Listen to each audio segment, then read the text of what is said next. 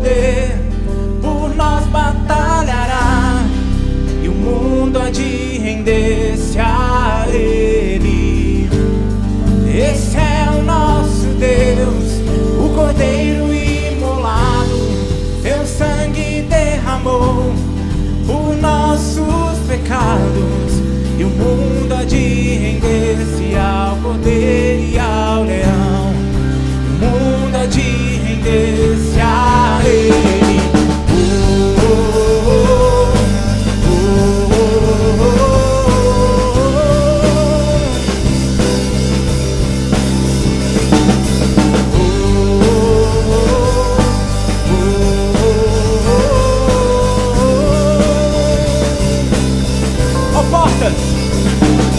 Portas, levantai, deixai o Rei da Glória entrar.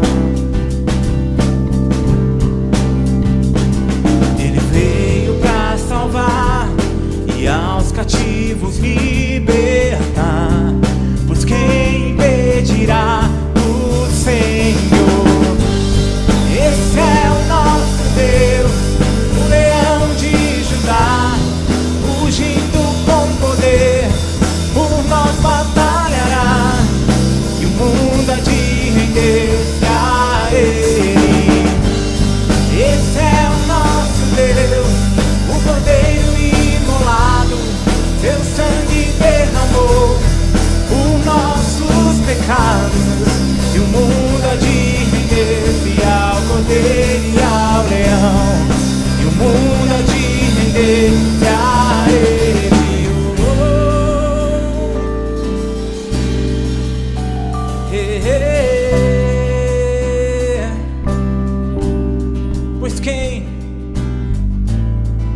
Pois quem impedirá o Senhor? Pois quem impedirá o Senhor? Pois quem impedirá o Senhor? Pois quem impedirá o Senhor? Pois quem impedirá o Senhor? Pois quem impedirá o Senhor? Pois quem impedirá o Senhor? Pois quem impedirá?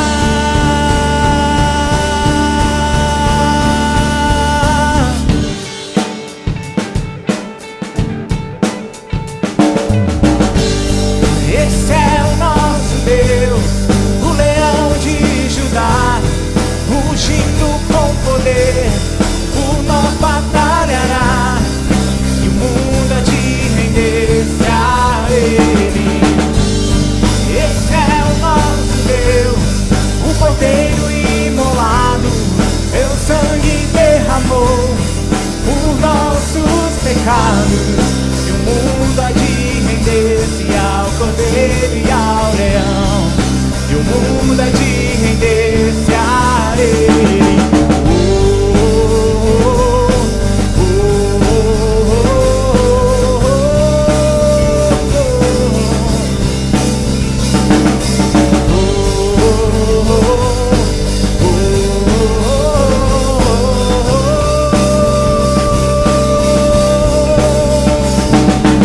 Esse é o nosso Deus, esse é o nosso Deus, o Cordeiro e o Leão.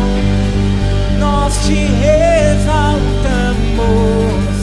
ao único, ao único.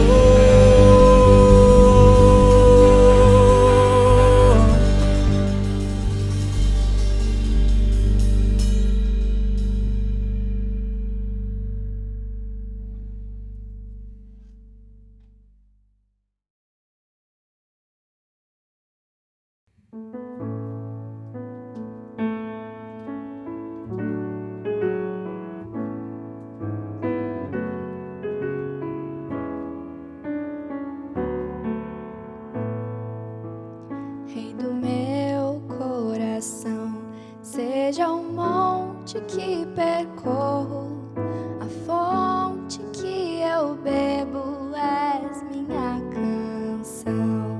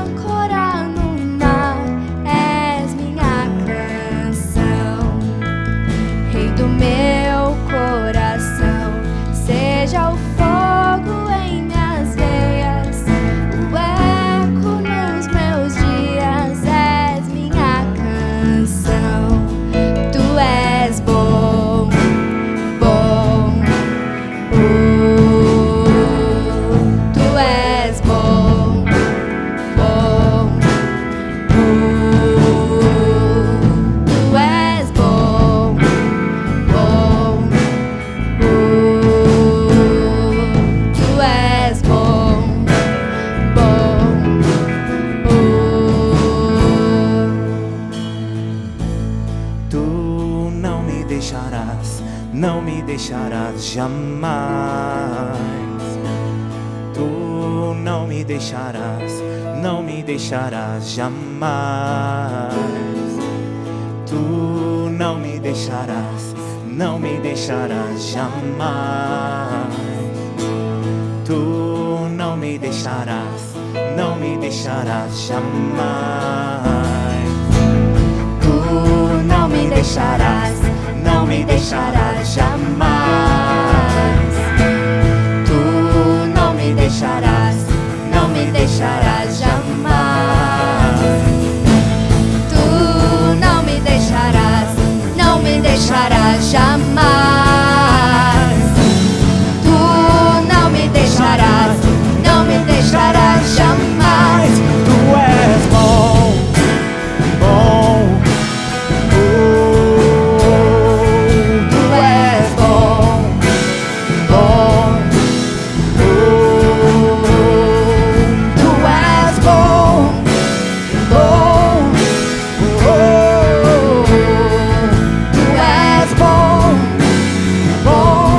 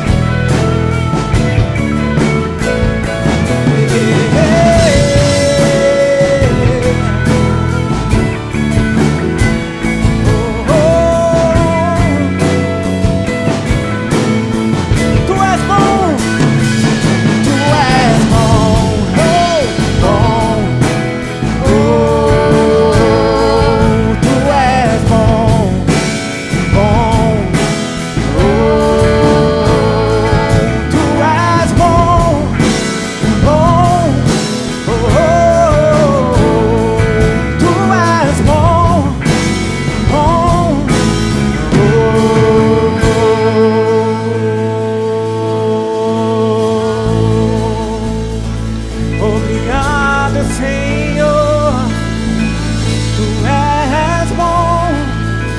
Em todo tempo Tu és bom. Em todo tempo Tu és bom.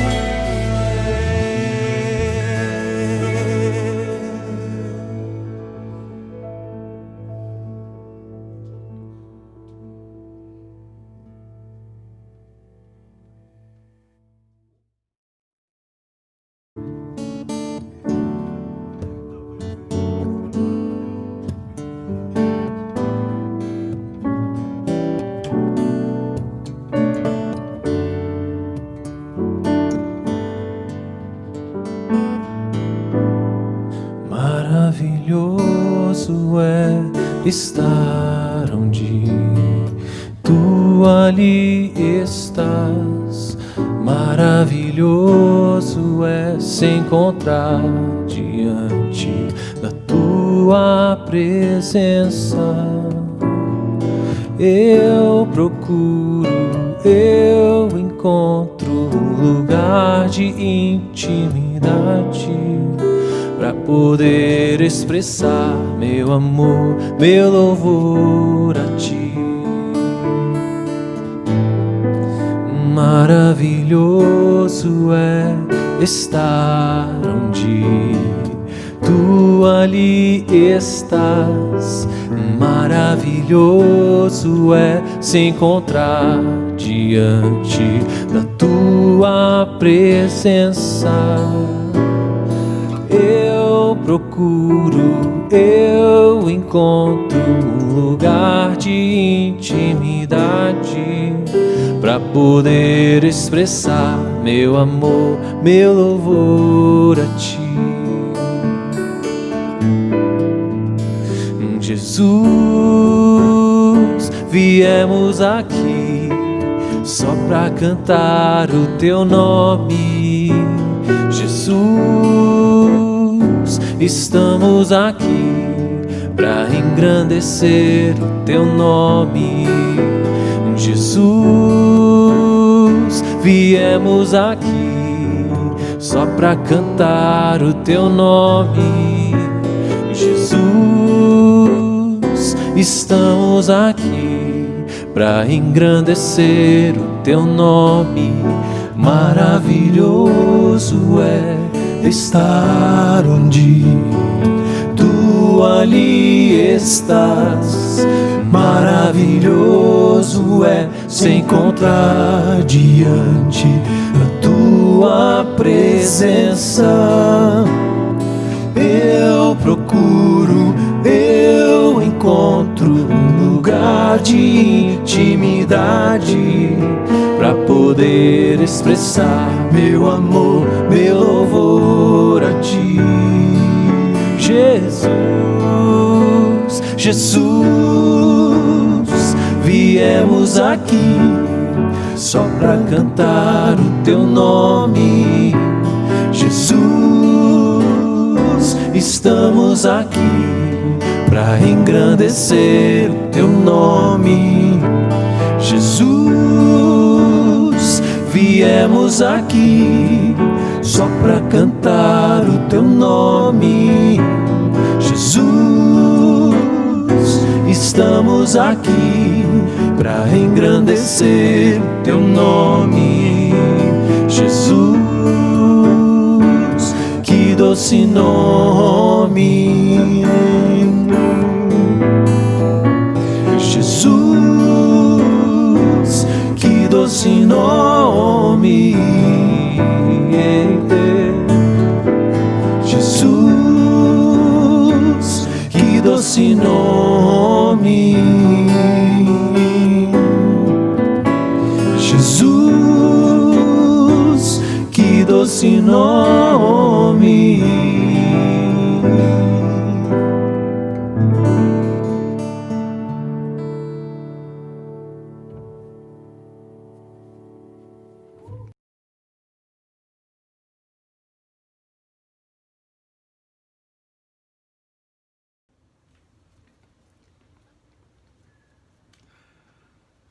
Queridos, estamos nós juntos novamente. Tivemos um culto abençoado domingo passado, a ministração do pastor Ivan, de louvor, como estamos pensando ter hoje também uma. Então hoje eu queria compartilhar com vocês o que a Bíblia diz, ou algumas pessoas que passaram por essas situações, que seriam as crises, o Evangelho e as crises. Eu não sei se você passou por crises recentemente, se você está passando, né, ou está com receio de passar. A crise é uma situação peculiar e complicada, que já ouvi ditos populares, muitos deles, que uma crise pode se tornar uma ótima oportunidade. Verdade. Eu tenho visto que na crise muita gente tem perdido emprego e, por exemplo, na crise muita gente tem ganhado muito dinheiro também. As crises acontecem. Crise pode ser uma boa oportunidade na vida de uma pessoa, para que nós possamos compartilhar o amor de Deus para ela. Tudo isso é verdade, e é verdade mesmo. Agora, biblicamente pensando também, a crise tem a ver com a nossa degradação e a nossa queda espiritual. Os nossos padrões, a nossa forma de pensar, a nossa forma de entender a Deus, nossa forma de buscar a Deus. Isso eu estou dizendo de cristãos e de não cristãos, vale para todo mundo, não é? Então, estou dizendo isso porque eu vou começar com um texto de 2 Timóteo 3, Paulo falando a Timóteo, seu discípulo, jovem, aconselhando a ele. Ele começa assim, em 2 Timóteo 3, de versos de 1 a 5. Saiba disso, nos últimos dias sobrevirão tempos terríveis. Os homens serão egoístas, avarentos, presunçosos, arrogantes, blasfemos, desobedientes aos pais, ingratos, ímpios, sem amor pela família, irreconciliáveis, caluniadores, sem domínio próprio, cruéis, inimigos do bem, traidores, precipitados, soberbos, mais amantes dos prazeres do que amigo de Deus, tendo aparência de piedade, mas negando o seu poder. Conselho de Paulo para ele: afasta-te destes. Situação difícil, creio que tudo que eu falei aqui estamos vendo nos dias de hoje, não? Isso aqui foi escrito 2000 anos atrás, mas parece que a maldade do homem e a busca dele na mesma direção continua sem muitas mudanças, né? Citei um monte de situações ruins aqui sobre as pessoas hoje que envolvem não cristãos, e repito, e cristãos, em muitos casos, pela queda e, por vezes, destruição de princípios do que Deus tem nos dado, e pessoas que acabam se afastando de Deus por causa disso e gerando muita crise e muito mal. Então hoje a gente pode numerar de uma outra forma as crises que nós temos hoje. Na família, nunca ouvi falar de tanta crise como agora. Possivelmente porque relações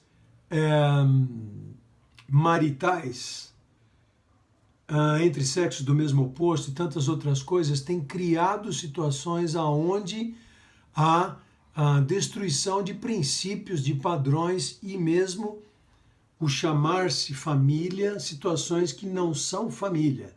Podem ser união estável, pode ser isso, pode ser aquilo, mas por padrões bíblicos e que Deus tem desde a criação do homem e da mulher, não dá para chamar de família.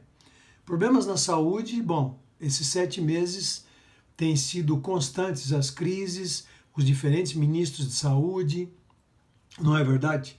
Gente que trata com a saúde, gente que entra para cuidar da saúde, mas não entende da saúde, gente que acha que entende e no fim chega a essa conclusão que não entende, até teorias de conspiração contra essa pandemia que nós temos tido, enfim, a área de saúde nunca foi uma área devidamente cuidada. Eu posso dizer isso com algum conhecimento de causa e sempre ouvi na minha vida inteira políticos dizendo a nossa prioridade é saúde e educação. E isso, nesses meus cabelos brancos aqui, eu não vi muito isso em termos práticos no nosso país. Segurança, que tal, gente? Existe insegurança hoje? Moral, bem, moral é relativo. O que é a moral? Política, oh Deus da glória, política. Os que governam, os que estão à frente, os que afirmam, os que contrariam, os que querem o bem da nação e os que querem o poder, toda essa grande confusão. Então vivemos todas essas crises hoje. Nunca foi diferente na história do homem, nem na história de Israel, nem na história da igreja, nunca foi. As crises surgem sim, na sua grande maioria, por situações de afastamento, por situações do mal do homem e por aí vai. E todas as áreas onde o homem quer ter poder, ele as controla e as manipula para si mesmo, ou para o poder que ele constrói, ou para a sua própria agenda, e por aí vai. Isso é do mal do homem. Então eu vou contar aqui, vou mostrar para vocês algumas situações. Vou falar do rei Asa de Judá. Essa semana que entra agora, nós vamos ter no nosso curso aula sobre a Era do Reino. Semana que está terminando, nós tivemos a aula sobre a Era dos Juízes, que o Davi trouxe para nós. E tanto no ciclo dos juízes de Israel como dos reis, você percebe que há ali um ciclo vicioso de se afastar de Deus e depois Deus mandar uma tribulação, aí o povo acorda, se arrepende, aí o Deus mandava um juiz, e daí esse juiz libertava o povo, e aí havia paz durante a época daquele juiz. O juiz morreu, começa tudo de novo, pecado, prostituição, idolatria, e todos os erros que Deus tinha avisado tanto o homem. Então, nessa semana agora vamos ter a aula sobre o reino, né? A Era do Reino, não perca. E eu vou citar aqui agora o rei Asa. O rei Asa, eu ensinei essa semana que em Judá houve 20 reis e desses reis, só 8 aos olhos de Deus foram bons. No reino de Judá, que se dividiu também, que houve 19 reis, Deus não viu nenhum bom, Nenhum se salvou, seja no começo, no meio ou no final da sua vida, né? Se afastou de Deus, apostatou e estragou a nação e fez o povo sofrer e tudo mais. Mas Asa foi um bom exemplo. Asa foi um bom rei, governou por 41 anos. Ele era filho de Abias, a palavra diz em Crônicas que ele fez o que era bom diante do Senhor. Só que surgiu uma situação de crise para ele. O país estava em paz, estava tudo certinho. Ele tinha um exército de 300 mil homens, que não era pouco, em Judá, a tribo do reino de Judá, e tinha mais 280 mil soldados na tribo de Benjamim, que fazia parte do reino de Judá. Bom, isso dava 580 mil, não é um exército de se desprezar. Mas surgiu uma situação. Um rei da Etiópia, Zera, se levantou contra Asa, resolveu vir contra ele, né? Lá da Etiópia, lá de baixo, resolveu vir contra o rei e lutar contra ele. Bem, o que acontece é que Zera tinha 1 milhão de soldados e mais 300 carros de guerra. Então ele tinha o dobro do exército de Asa. E Asa era um homem que andava conforme o Senhor e viu essa turma vir para cima dele. E lá em 2 Crônicas está registrado no capítulo 14 o clamor de Asa nessa situação, porque o rei etíope estava vindo para cima dele.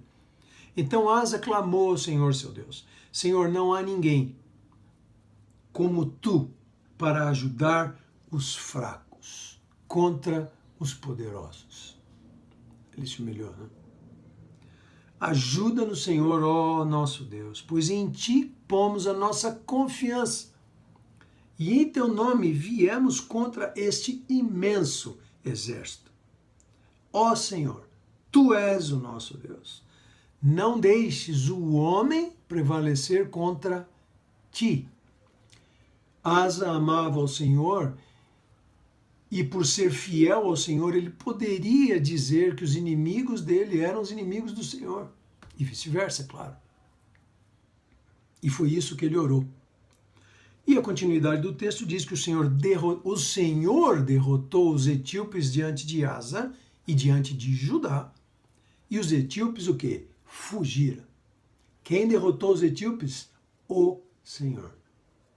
Ele tinha um exército. O exército dele não era desprezível. Era metade do exército de Zera. Mas o Senhor derrotou. Quem derrotou? O Senhor. E o que Asa fez? Ele clamou ao Senhor. Ele pediu ao Senhor. Ele se humilhou diante do Senhor na situação de crise. E falou: Senhor, o Senhor é o meu Deus. O Senhor vai cuidar de mim. O Senhor não vai deixar o homem prevalecer contra aquilo que o Senhor está fazendo, porque eu estou buscando fazer também o que o Senhor quer.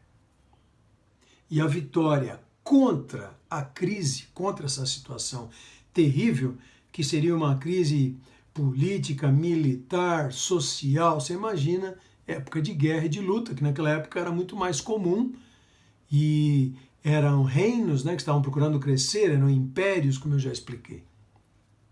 Mas Deus ouviu Asa, ouviu a sua oração, porque ele seguia a Deus, porque ele buscava seguir os seus princípios, ele amava a Deus. E na hora da crise, na hora do desespero, Deus veio no seu socorro. Eu lembro aqui também uma outra situação do profeta Joel, né? Joel 2, que tem o texto: derramarei do meu espírito sobre toda a carne, vossos jovens profetizarão, vossos velhos terão visões. E esse texto Pedro referiu na noite, no dia de Pentecostes, citou Joel como a complementação daquele texto que foi profetizado muito tempo antes. E Joel, o livro de Joel começa falando sobre uma crise de gafanhotos, né? Houve uma epidemia, né, de gafanhotos que surgiu sobre a terra e destruiu a terra, e Deus falou com Joel através desse fato físico que estava acontecendo. E Joel entendeu que haveria destruição, que Israel teria muitos dias difíceis pela frente, que seriam os dias do exílio, onde eles estariam presos como escravos. mas ao mesmo tempo você vê todo o livro de Joel sendo descrito e ele falando dos gafanhotos e da crise e de tudo mais. Mas Joel acaba sendo um livro de esperança no meio da crise. E no capítulo 3, Joel fala assim: forjem seus arados fazendo deles espadas, e de suas foices façam lanças. Diga ao fraco, sou um guerreiro. Diga ao fraco, sou um guerreiro. Uma situação totalmente difícil. Você não tinha espadas, usar arado para fazer espada, né? Usar foice que você usa para feno, para mato, para usar foice para fazer lança. Quer dizer, as condições deles militares eram muito limitadas. Mas Deus exorta o povo a sair da crise crendo, lutando contra, sendo guerreiro. Nós somos guerreiros de Jesus. Nós não vivemos nessa terra à toa. Nós não passamos por crises e dificuldades aqui à toa. Isso tem a ver com o propósito, com o plano de Deus para a nossa vida. Isso tem a ver com o nosso futuro. Isso tem a ver com o futuro dos planos de Deus. Nós não podemos achar, sequer pensar e sermos tentados de que estamos sós e que não tem jeito para nada. A televisão nunca ajuda, né? Ontem mesmo eu vi algumas coisas, ouvi algumas notícias que fazia tempo que eu não ouvia.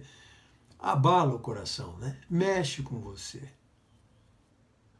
E hoje de manhã eu acordei falando: Senhor, o Senhor é a nossa esperança. O Senhor é a nossa força. O Senhor é o nosso escudo. O Senhor é a nossa bandeira. Se o Senhor não for por nós, quem será, Senhor? Se nós não formos bem-aventurados e abençoados, porque as pessoas reconhecem que nós pertencemos ao Senhor e com isso nós estamos mostrando a elas o verdadeiro Deus desse mundo maluco, tenebroso que nós vivemos, então, Senhor, quem poderá mostrar? Né? Quem será digno de mostrar? Quem vai ter condições na sua fraqueza de mostrar que o Senhor é Deus e que o Senhor pode todas as coisas? Então, isso é minha palavra hoje de esperança. Deus prova o nosso coração. E aqui agora eu volto no tempo, lá para Deuteronômio, quando Deus conversa com Moisés e fala, depois dos 40 anos que o povo tem sofrido, crise absurda, andando no deserto, morrendo uma geração, Deus fala assim: te lembrarás de todo o caminho pelo qual o Senhor teu Deus te tem conduzido. Porque Deus estava dirigindo aquele povo. Tinha o plano dele por trás de tudo isso. Tinha a terra prometida, mas tinha 40 anos antes. Planejados por Deus, por diferentes razões, por um povo que se rebelou contra ele, por uma geração que não creu.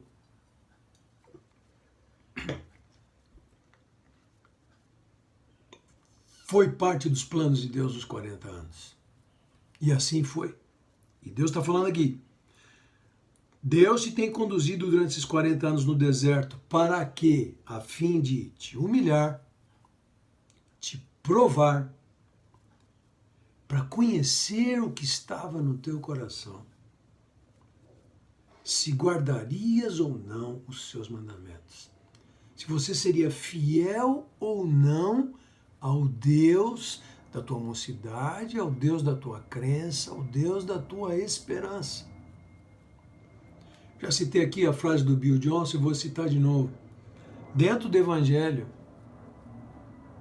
é mais importante como você termina a tua carreira do que como você começa. Os reis de Israel, nossa, a aula que eu dei eu vi. Alguns até começaram bem e depois se prostituíram.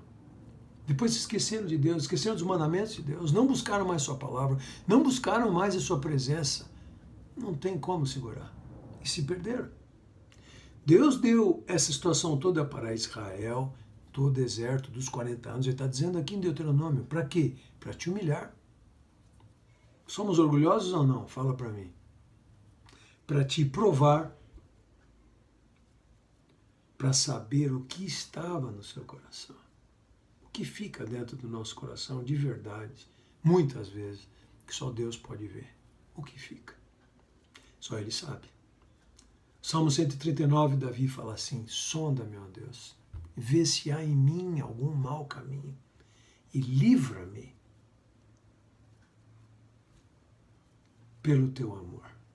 Sonda-me, ó Deus, vê se há em mim algum mau caminho.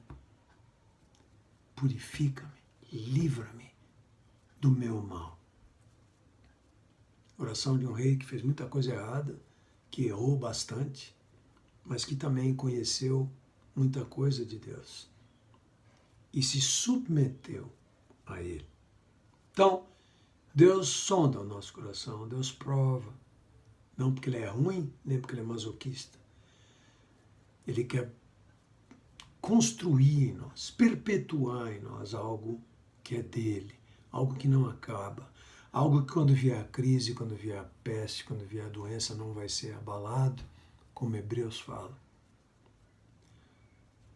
Abalar todas as coisas que são abaláveis, quer dizer, aquelas que não são importantes, que realmente não são a base da nossa sustentação, para que fiquem as que são inabaláveis. Esse é o trabalho de Deus durante toda a nossa vida, para que nós tenhamos uma vida digna de ser vivida, de valor relevante aos olhos de Deus, certamente aos olhos dos homens. E o final é muito bom, porque Deus é bom e Ele tem o poder de transformar o mal em bem. O nosso Deus tem o poder de transformar aquilo que aos nossos olhos é mal, que nós sofremos, que nos traz crise, que nos traz dificuldades, que nos traz choro, nos traz tristeza, nos traz por vezes desânimo, em esperança. Só Deus tem essa capacidade de fazer isso. E aqui eu cito Paulo em Romanos, capítulo 8.